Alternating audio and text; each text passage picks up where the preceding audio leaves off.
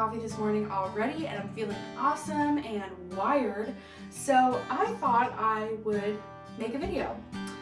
I'm stranded at home for the unforeseeable future. I'm out of work due to the hysteria involved with this virus. So I thought there's no better time than the present to sit down and talk with you guys about one of my favorite things in the whole world. And that is the Ficus family. Technically, Ficus is the genus, and there are about 850 Ficus varieties out there in the world. Now, very clearly, I don't own 850 of them. I don't even know if I've ever seen more than, I'd say maybe 10 or 15 varieties of Ficus, so there's a lot that I don't know about this genus of plant. However, it is one of my favorite groups of plants, and I have quite a few, and I'm here today to talk to you about care tips and propagation tips and how to make these plants super happy and to make them love you. So I haven't gathered together all of my Ficus within my house because I have a couple more that are really big over by the front window, which is a west-facing window, by the way. But I've gathered most of them here to show you and to talk to you about why they are my favorites. The rest of my plant collection is like super mad at me and super jealous right now, and I'm sorry, and I love you all very much. So this giant beauty right here is my Variegated Ficus Elastica. Now, as you can tell when I do a close-up, you will see some variation in the variegation. Now, this particular rubber tree was really beautiful to me. I was so excited when I found it because it not only has this really interesting strawberries and cream variegation, which is more of the pink, it's almost purple when you look at it. It's like deep purple and rosy tones, but it also has on the same plant the kind of normal green variation that we see with the pink stripe down the center. This plant, I purchased it all as one. It was just in one giant pot, but it has, let's see, lots of stalks to this plant. There are 4 major stalks to this plant, and then there are a whole bunch of little ones kind of shooting up all over the place on the inside. The thing I love about this plant is its beautiful foliage. I don't think anyone could look at this plant and say that they didn't like it. The leaves on the Ficus Elastica are these giant, shiny, rubbery, flexible, ovaloid shape. And they come in the craziest variety of colors. I've seen some ranging from hot pink to deep dark green to this purple variety that I have. I've seen so many varieties of this, and so it's really a stunner, and it's a great addition to have to my Ficus collection. I'm very grateful that I have it. Like I was saying, the Ficus Elastica comes in a lot of different varieties. This one here just happens to be the burgundy rubber tree. It is a little bit small, a little bit worse for wear. As you can see, these plants have a tendency to drop leaves if they're unhappy, or if they're overwatered, or if they're underwatered, or these plants are diva plants. And I personally love the challenge, but I'm not gonna lie and say that it doesn't drive me a little bit crazy. So as you can see on this plant here, it's pretty expressive. Now its leaves are drooping a little bit here. There's not a whole lot of elasticity with this plant. So see how this one here kind of bounces back a little bit more? These leaves here are looking either overwatered or underwatered. So one pro tip that I always recommend when you are trying your hand at ficus care is to get yourself a moisture meter. Now, this one in particular is from Dr. Meter. I have a few others that work well. To be honest, the cheapest, most basic variety of moisture meter works really well for me. I don't need a moisture meter that shares with me the pH levels and all of the other information on the moisture meters. I have a fancier one that gives me a lot more details, but I just really care about how moist the root ball is, because with ficus, they are such diva plants that they will drop leaves or die because you overwater them. It is always better to underwater a ficus than it is to overwater it, because it will not recover from root rot. I mean, there are maybe a few instances in the whole world where they have recovered from root rot, but let's not test that. So this is like $9 or $10 on Amazon. Pick one up. If you're spending $100 on a giant Fiddly fig tree, you can afford $10 to make sure that you don't murder that plant. So because this plant is looking a little bit sad and worse for wear, I'm just going to take my moisture meter here and stick it into the root ball in a few different places. Now, I'm going to put it gently because I don't want to hurt any of the roots, but I'm going to stick it down in the soil in a few different places, gently, just to take a look. As you can tell, I've stuck the moisture meter into the root ball in a few different places, and it is reading 1, dry. At the lowest level of moisture, this is the time to water your ficus. You could maybe let it get to 2, but if you keep watering it when it shows 3, 4, 5, or 6, you are going to hurt your plant. So once we get to this level, we can go ahead and give it some water. So let's see, I think I only have 2 rubber trees. You get the gist. You want the leaves to be buoyant, like this, how they snap back. That's when you can tell that the plant is watered, it's getting enough light, and it's healthy. This is the next one I'll talk about because it's the closest to me. This is my Ficus Golden Gem. I think it's the Ficus Altissima. Yeah, it's the Ficus Altissima. Now, mine is actually quite interesting. I have kind of an interesting story to go along with it. As you can tell, that the leaves are not super variegated. Now, I've seen some golden gems that are literally yellow around the border and then deep dark green in the center, and the variety is just incredible. Personally, mine has been through some stuff, so I'm just happy that it's thriving at this level. I purchased this, it was like the winter of 2018, and I purchased it online from Garden Goods Direct. I was so excited to find it. I had seen a couple pictures of the beautiful variegation in the leaves, and I immediately purchased it. Now, it was, at that moment, it was one of the most expensive plants that I had purchased online and locally, to be honest. So I was kind of taking a chance.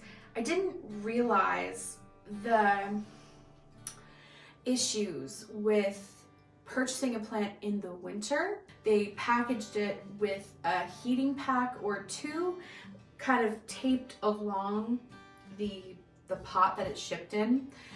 Unfortunately, during shipping, the heat packs lodged loose and sat on the leaves the entire trip and burned them all. It just scalded them off. When I unboxed this plant, there were no healthy leaves. There was maybe a few, but God, very few. I mean, the leaves on this plant were just, they were beautiful, but you could see the giant burn marks, and I might insert some photos because I still might have them. Anyway, this Ficus Altissima Golden Gem is pretty resilient. It's been pretty great. I ended up, you can kind of see how funny it's growing. You can kind of see that there's some new growth points here and some new growth points here, and that it's making a pretty decent recovery. Now, the way that I brought this plant back to health, because it hardly had any leaves at all when all of them were burned off, I stuck this under my grow light for the entire winter. During the summer, I sat it in the brightest indirect light that I could find, and this is what it looks like now. I'm not going to say that it rivals the other golden gems that I've seen locally around lately, but I'm pretty proud of the fact that I was able to bring it back, and some of the new growth is showing me more variegation in the leaves, which makes me really happy. So that's the Ficus Altissima, Ficus Golden Gem. The next one we should talk about is here in this tiny little pot. It's a wee one, and it's got so much character. It's really cute. This is a Ficus Triangularis, Variegata. It's doing okay. You can kind of see that it has dropped some leaves. I purchased this ficus on Etsy. This ficus has given me a little bit of new growth, and honestly, I've never raised such a tiny ficus. It's more of a rare ficus, and I've actually only seen it in a store once. It was actually fairly recently that I saw it in the store too. I saw it in Sotheby in Northwest Portland. I've actually never seen one bigger than this, and I'm really curious to see how it grows. The variegation in the leaves is so beautiful. We've got like a buttery, creamy color on the outsides of the leaves. And then we have variations in like a sage green and a dark green color on the inside of the leaves. And the variegation is really consistent with all of the leaves. They're all a little bit different, almost like it's been watercolored on. So I'm trying my best with this one. This is more of a rare one. I don't usually see a lot of people posting on Instagram about the Triangularis, and it's a curious one because I haven't seen many people post about it. I'm receiving some new growth with this plant, so I'm happy. I keep this little one in my south-facing window right next to my grow light because I know that in order for it to be the happiest, it needs the brightest light I can provide. And we're coming out of a pretty dreary winter here in the Pacific Northwest with snow that happened just 2 days ago, and we're in March, by the way. So I've been really nursing this plant to the best of my ability. I do like to spread cakey paste on the nodes to help it inspire new growth. The cakey paste I have is here. I think I've shown it before. I talked about it when I was repotting my Monstera. It's just kind of this little tiny container. It's a paste, and I'll just kind of like stick it on the ends of the plant and just kind of get a little bit out. So I just stuck the cakey paste on this little piece right here, and then I'll just take my fingers kind of like this. There's some real action right here. Look at that, real professional footage. Yeah, so I'll just take this paste. Since it's so young and fragile, I really want to try to help inspire the most growth that I can. And since ficus tend to be a little bit more of a difficult variety of plant, I just want to help it in any way that I can. So that is my trick with the cakey paste. Yeah, so next I'll talk about my Ficus Audrey. I actually have 2 of these now. I'm really excited about this. As you can tell, it's got these kind of oval, like long oval shaped leaves. I have a little bit of new growth here, which I'm really excited about. Here I'll I did just post a picture of the new growth, but you can kind of see here we've got a new leaf in the front of right here on this stalk. I've got a new leaf right up at the top and some new leaf spikes on the rest of the plant. The Ficus Audrey, there's a more technical term for it, but I have a hard time pronouncing it. I think it's like, I'm gonna sound like a fool, okay? Like Bengalis?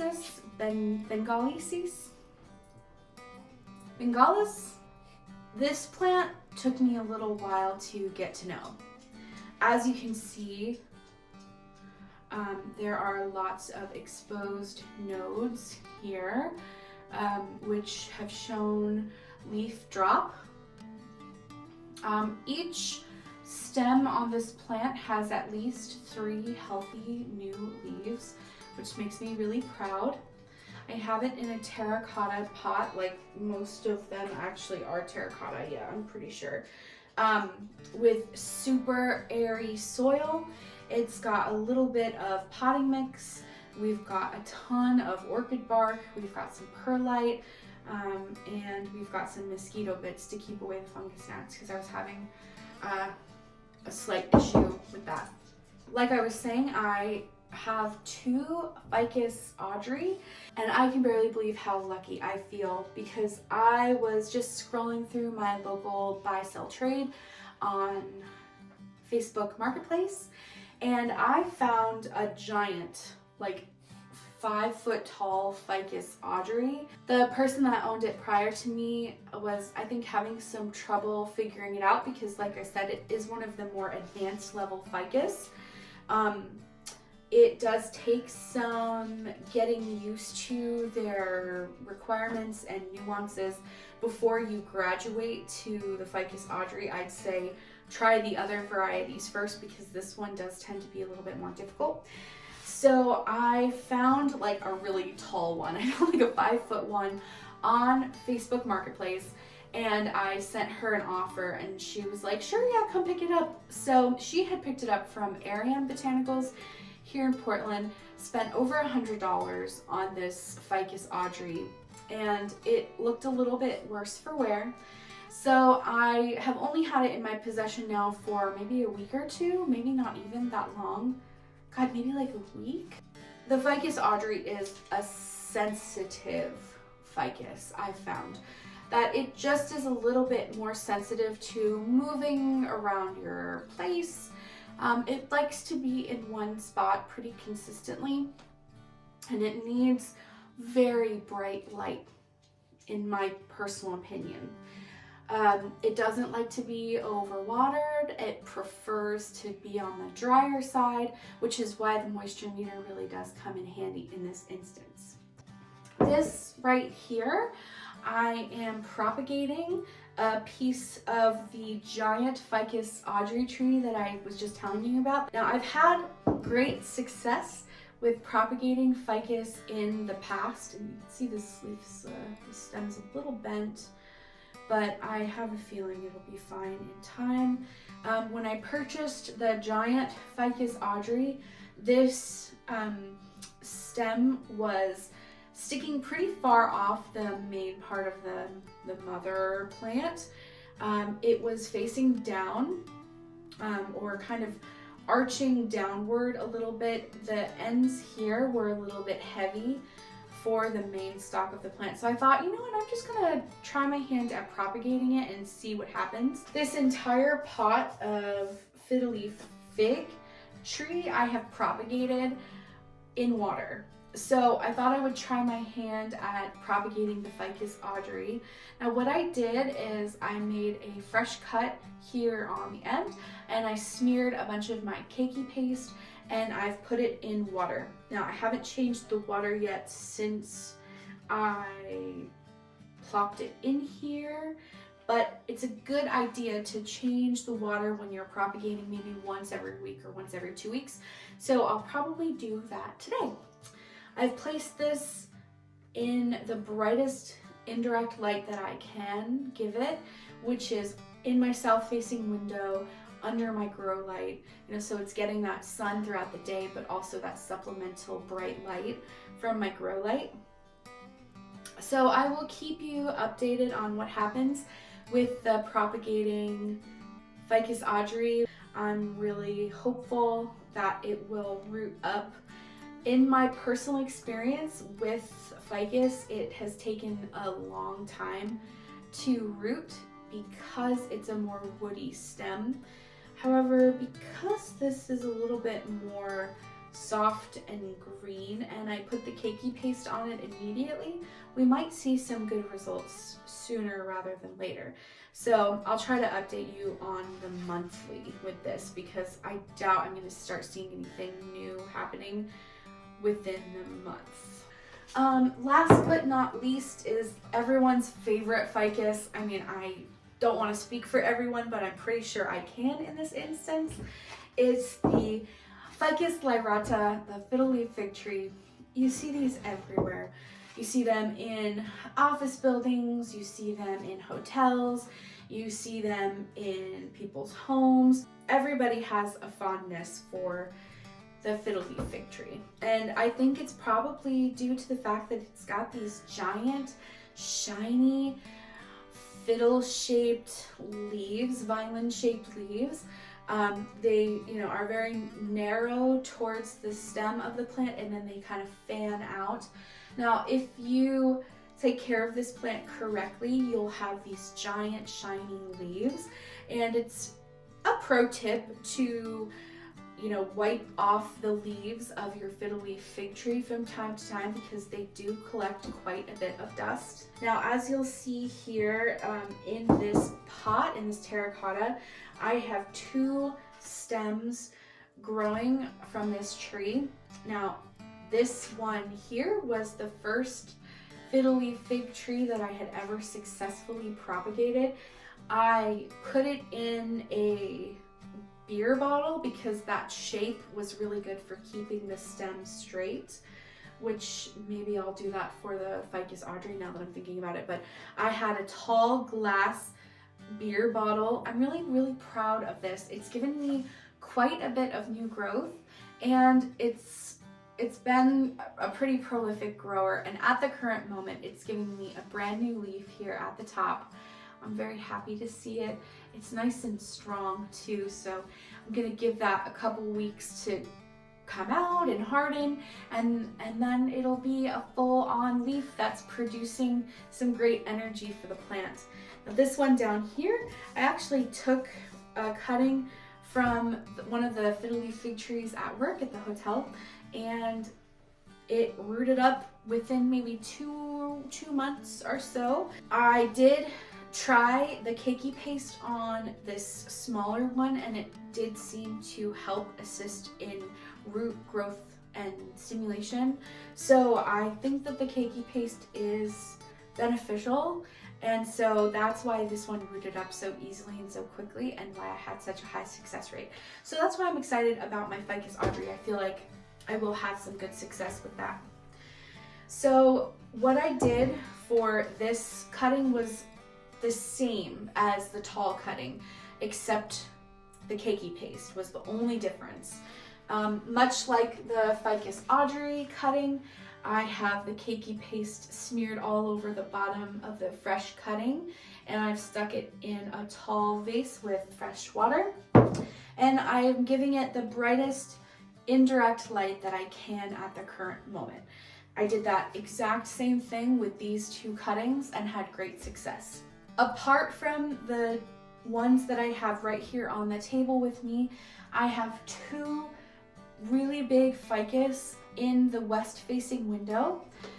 It's one of the biggest windows in the house, and it gets the brightest light. It gets the most light. I find that during the spring and summer, when the days get really long and the sun is really hot here in Portland, the plants in my west facing window are the ones that require the most light, and I do see some really prolific growth in the spring and summer. So I'm really looking forward to the season change as we're approaching spring. The last pro tip I will give involving ficus care is fertilization. Now, these plants are very specific in their fertilization needs. I've given them like a basic houseplant fertilizer in the past and not noticed any signs of growth or change really.